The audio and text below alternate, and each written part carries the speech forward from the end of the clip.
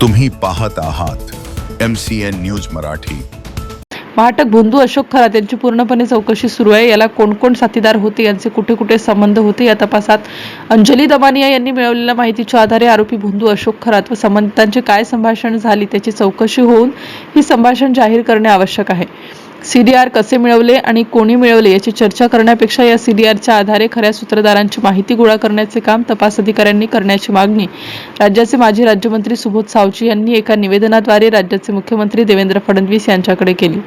अंजली दमानिया यांनी जी माहिती दिली त्याचा पोलीस तपासात फायदाच होणार आहे, परंतु यामध्ये मंत्रिपदावर असणारी नेते मंडळी अटकण्याची भीती असल्याकारणाने अंजली दमानिया यांना CDR कसे मिळाले ही चौकशी करून आपण मंत्रिमंडळातील बड्या नेत्यांना पाठीशी घालणार का, असा सवाल दिलेल्या निवेदनातून सुबोध सावजी यांनी उपस्थित केला।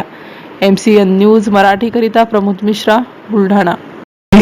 आज हे पत्र महाराष्ट्राचे मुख्यमंत्री मान्य नामदार श्री देवेंद्रजी फडणवीस यांना दिलं। या पत्राचा आशय असा आहे, अंजली दमानिया यांनी CDR कसे मिळवले याची चौकशी करा, परंतु या CDR मध्ये जी नावे मिळाली यांची काय काय संभाषणे अशोक खरातशी झाले, काय व्यवहार होते अशोक खरातशी, हेही उघड झालं पाहिजे आणि या CDRचा आधार घेऊन यामध्ये चौकशी होणं आवश्यक आहे।